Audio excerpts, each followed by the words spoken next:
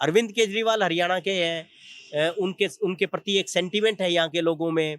और इसलिए मैं ये कह रहा हूँ कि कांग्रेस का गठबंधन जो आम आदमी पार्टी के साथ है, गठबंधन की राजनीति का समय है ये। मुझे लगता है 10-12 सीट बिल्कुल ऐसी होंगी जिस पे ये गठबंधन अगर आता है, बहुत ही दूरगामी परिणाम होने वाले हैं हरियाणा की राजनीति में। नमस्ते, राम राम। मेरा नाम है सनी कौशिक और झलको हरियाणा पर मेरे साथ जुड़े हैं। चुनाव का समय है, चुनाव के अलग अलग रंग हैं, रूप हैं, और एक चर्चा जो आज सबसे चर्चित कहें या सबसे टॉप पर चल रही है वो है कांग्रेस पार्टी का और आम आदमी पार्टी का गठबंधन। क्या हो सकता है?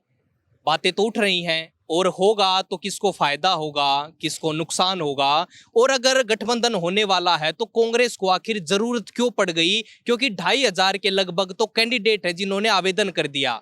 कैंडिडेट तो कम नहीं पड़े होंगे, लेकिन क्या है इसके पीछे की इनसाइड स्टोरी, इस पे चर्चा करेंगे। मेरे साथ सीनियर जर्नलिस्ट अविनाश सैनी हैं, इनसे चर्चा करेंगे, इस चर्चा पर चर्चा करेंगे सर कि ये क्या चर्चा है। बिल्कुल बिल्कुल नहीं, चर्चा बिल्कुल है। और चर्चा यहाँ से शुरू हुई कि जिस समय पे चुनाव समिति, जो कांग्रेस की केंद्रीय चुनाव समिति में हरियाणा के नेता पहुंचे, तो राहुल गांधी ने उनसे कहा कि आम आदमी पार्टी के साथ गठबंधन की संभावना क्या है, इसको तलाशो।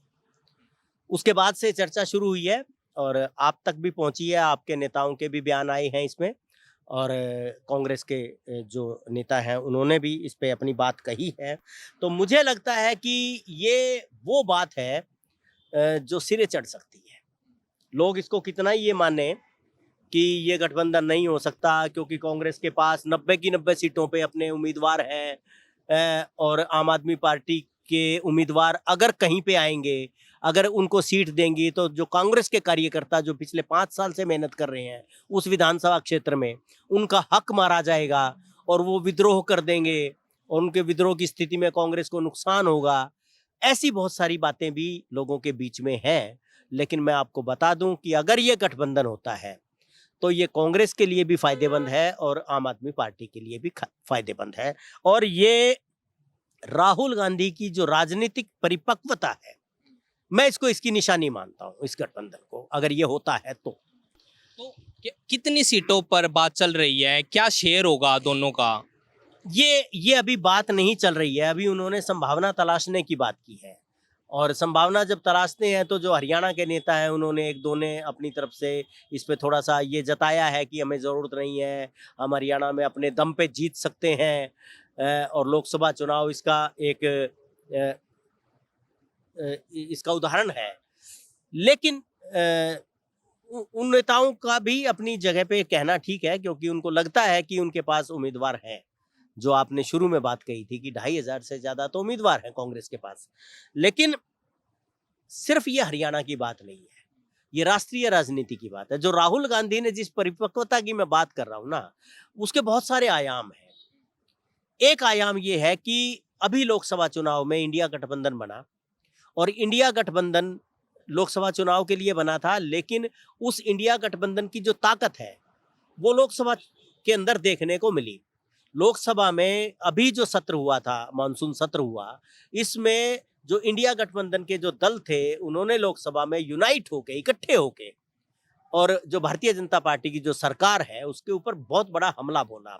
और बहुत सारे सरकार के जो फैसले हैं उनको वापस करवाने में, उनको रुकवाने में उन्होंने बड़ा एक भूमिका निभाई है। तो राहुल गांधी ये चाहते हैं कि कांग्रेस ने बिग ब्रदर की जो भूमिका लोकसभा चुनाव में निभाई थी, वो भूमिका वो इस विधानसभा चुनाव से और पक्का करें, और कांग्रेस की जो स्वीकार्यता है जो और छोटे दलों में वो बन जाए, वो भरोसा बन जाए। और ये भरोसा ही दिलाना है।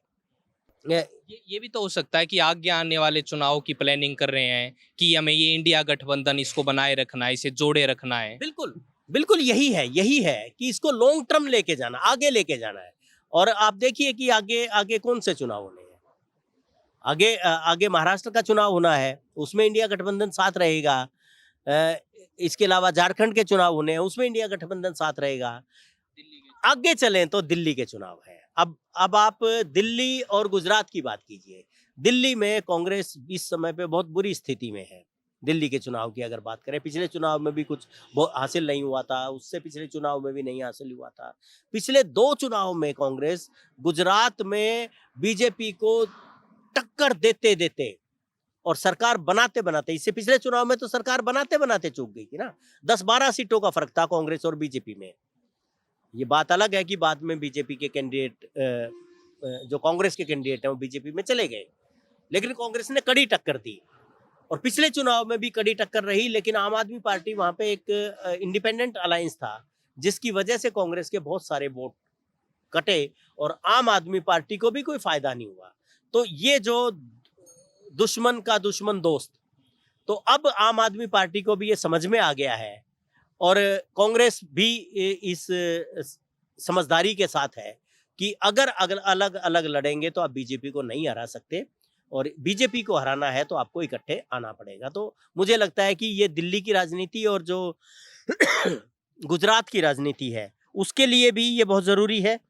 अविनाश जी, इसमें मैं एक चीज जोड़ना चाहूंगा कि जनता से जब हम बात करते हैं, मैं पिछले 10-12 दिन से जनता से मिल रहा हूं, तो कई जगह मुझे ऐसे भी देखने को मिले कि भाई ना कांग्रेस पसंद हमें, ना हमें बीजेपी पसंद है। वो तीसरा एक ऑप्शन ढूंढ रहे थे और वो आम आदमी पार्टी बन सकती थी, क्योंकि जैसा हमने दिल्ली में देखा, जैसा हमने पंजाब में देखा, तो क्या उन्होंने अपना जो एक औरों के लिए ऑप्शन बन सकता था, गठबंधन करके वो खत्म तो नहीं कर लेंगे? नहीं, ऐसा नहीं है। देखो, मुझे लगता है कि पंजाब की परिस्थितियाँ अलग थी, दिल्ली की परिस्थितियाँ बिल्कुल अलग हैं। हरियाणा की परिस्थिति बिल्कुल अलग है। हरियाणा में इस समय जो कांग्रेस है, वो अपर हैंड पे है। आम आदमी पार्टी, क्यों अरविंद केजरीवाल हरियाणा से हैं, इसके बावजूद आम आदमी पार्टी अपने स्तर पे ना लोकसभा चुनाव की सारी सीटों पे लड़ने की हालत में थी, ना विधानसभा में। हालाँकि तैयारी है और उनके नेता कह रहे हैं कि हम 90 की 90 सीटों पे अपने प्रत्याशी उतारेंगे, लेकिन मुझे ऐसा लगता है कि वो सिर्फ़ उपस्थिति दर्ज करने के लिए और आगे के लिए जगह बनाने के लिए ऐसा कर रहे हैं। अगर ये गठबंधन होता है, आप देखिए कि जो पिछला गठबंधन था अभी जो अ, हुआ है और उसके तहत लोकसभा चुनाव लड़ा है। आम आदमी पार्टी 4 विधानसभाओं में लीड किया उसने। ऐसी स्थिति वैसे तो नहीं थी। 4 विधानसभाओं में आम आदमी पार्टी ने लीड किया, जबकि जसपा ने कहीं लीड नहीं किया, जबकि इनेलो ने कहीं लीड नहीं किया, जो यहाँ की स्थानीय पार्टियाँ हैं। तो क्या अगर शेयरिंग होती है सीटों की, तो वो वाला एरिया ही, कुरुक्षेत्र वाला एरिया हो सकता है कि उनको वहां की सीटें मांगे वो आम आदमी पार्टी? नहीं, ऐसा नहीं है। देखो, बातचीत होएगी और ज़रूरी नहीं है कि वही इलाका मिले, क्योंकि वो उस समय की परिस्थिति थी। आम आदमी पार्टी जिस जगह पे ज़्यादा मजबूत है, जहाँ पे उनके स्थानीय नेता हैं, इलेक्शन लड़ने की स्थिति में हैं, जैसे सुशील गुप्ता अगर कहीं से लड़ते हैं तो उनकी जो सीट है, या अनुराग ढांडा कहीं से लड़ते हैं तो उनकी कोई सीट है। ऐसे ही कुछ जो हरियाणा के नेता हैं, वैसे बहुत बड़े नेता हरियाणा में आम आदमी पार्टी के स्थापित नहीं हो पाए हैं।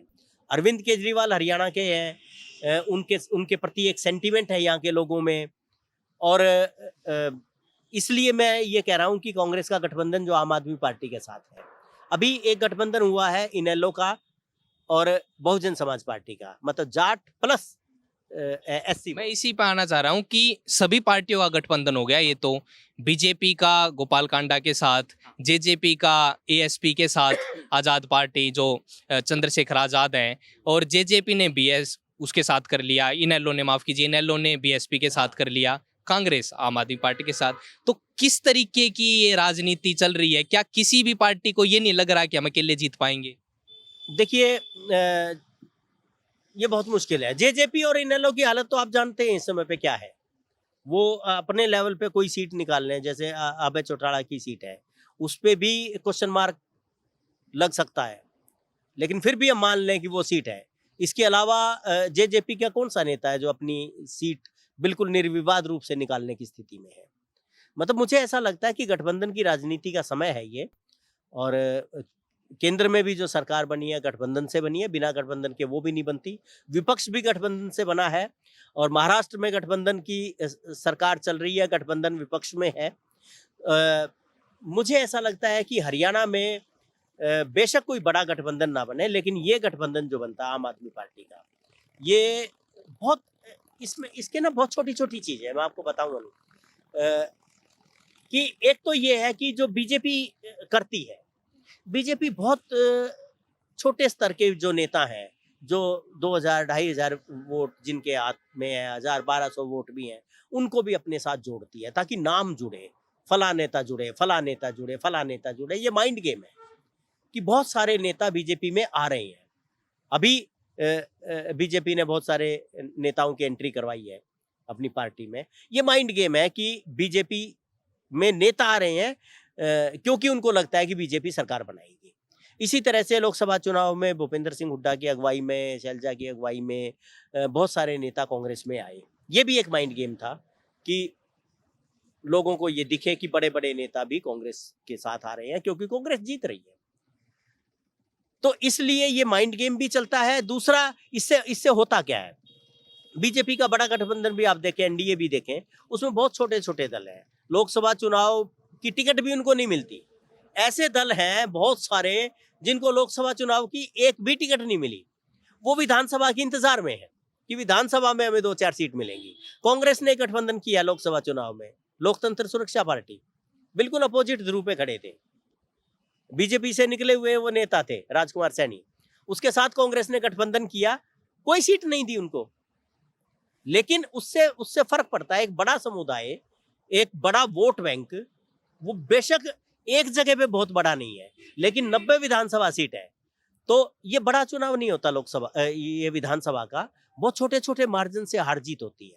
मुझे लगता है 10-12 सीट बिल्कुल ऐसी होंगी जिस पे ये गठबंधन अगर आता है तो उसका असर पड़ेगा। और हारी हुई सीटें जो 500, 700, 1000, 1200, 1500, 2000 से हारी हुई सीटें होंगी, पीछे चल रहे होंगे उम्मीदवार कांग्रेस के, उनको फायदा होगा।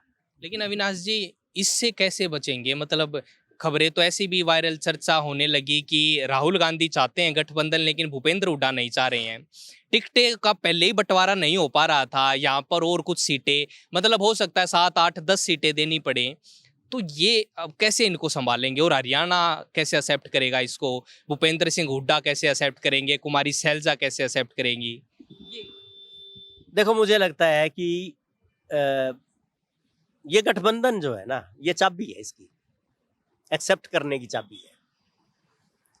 ये इतनी छोटी चीज नहीं है। अगर ये गठबंधन होता है तो मैं बताऊं, इसके ना बहुत ही दूरगामी परिणाम होने वाले हैं हरियाणा की राजनीति में। जो एक छत्र राजनीति है ना हरियाणा की, उसके मायनों को तोड़ देगा ये गठबंधन। क्योंकि अभी तक यहाँ की राजनीति को कौन चला रहा है? यहाँ के नेता, वो अपने हितों के लिए आपस में झगड़ा कर रहे हैं, एक दूसरे को भी वो सुहाते नहीं है, देख के राजी नहीं है। अपने आप को ऊपर रखने के लिए, दूसरे को डाउन करने के लिए ये राजनीति चल रही है।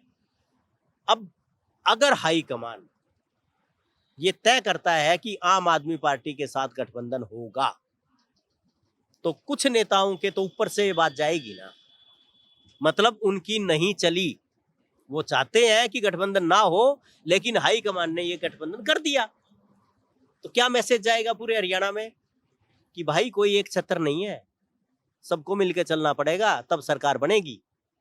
तो ये जो संदेश है कि हाईकमान कठोर फैसले ले सकता है और वो किसी एक नेता की बपोती नहीं है, उसके बिका हुआ नहीं है, दबा हुआ नहीं है, तो ये जो बात है, ये जब जाएगी तो जो कांग्रेस के दूसरे नेता हैं उनको भी एक ऊर्जा मिलेगी और वो मिलके चुनाव लड़ने की जो स्थिति बनेगी, मुझे लगता है वो स्थिति बनेगी।